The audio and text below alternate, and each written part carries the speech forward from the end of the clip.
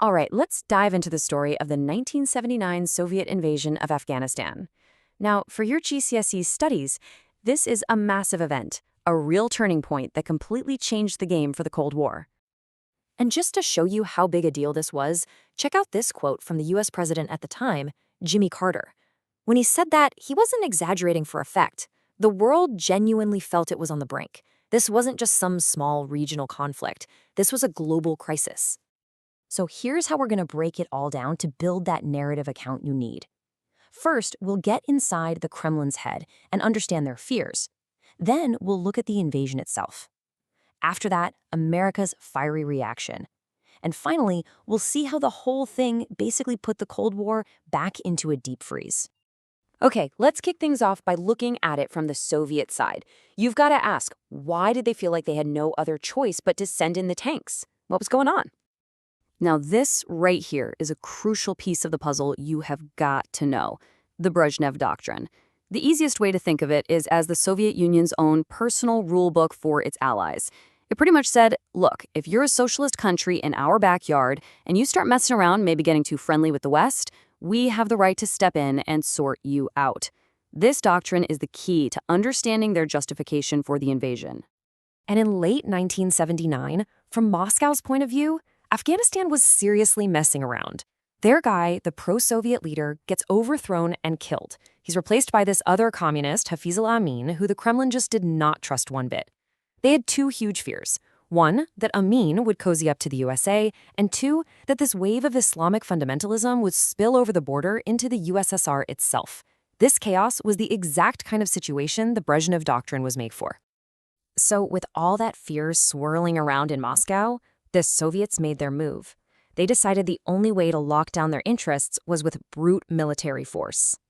And get this, on Christmas Eve of all days, the Soviet leader Brezhnev gave the order. A massive force, about 80,000 troops, just poured over the border. The sheer size of the invasion sent a very clear message: we are not messing about. The plan was supposed to be quick and clean. A classic three-step move. Step 1, storm the palace in the capital, Kabul. Step 2, get rid of the guy they couldn't trust, President Amin. Step 3, put their own loyal puppet, Babur Karmal, in his place. Simple, right?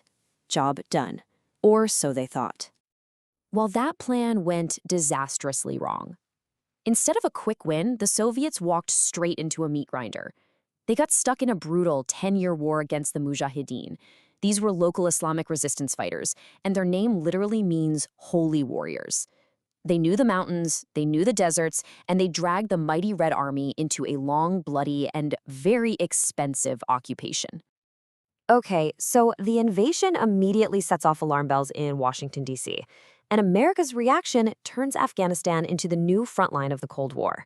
This is a perfect example of a proxy war, where the USA and USSR back opposite sides instead of shooting at each other directly. You see, for President Carter, this wasn't just about some faraway country.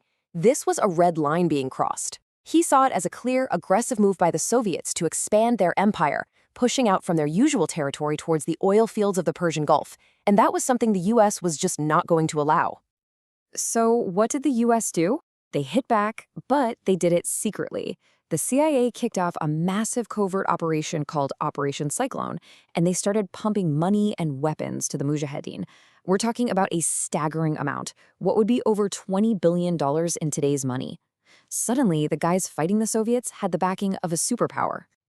And this slide just sums up the conflict perfectly, doesn't it? On one side, you've got the huge conventional Soviet army with all its tanks and helicopters, but they're basically strangers in a strange land. And on the other side, you've got these guerrilla fighters, the Mujahideen, who know every cave and every mountain pass like the back of their hand. And now, thanks to the CIA, they have deadly weapons like Stinger missiles that could take down Soviet helicopters. It was a game changer. So let's zoom out and look at the worldwide consequences, because this single event completely shattered the period of cooperation known as détente. You'll remember, détente was that time in the 70s when things had actually thawed out a bit between the US and the USSR.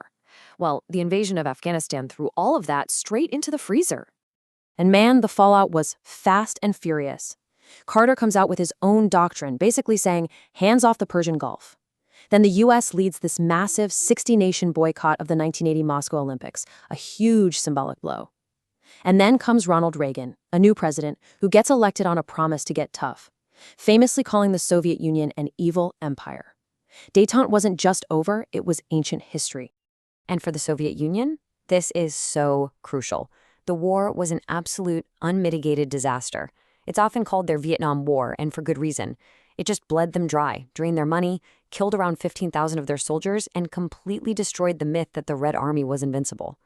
So by the early 80s, any trust that had been built between the superpowers was completely gone.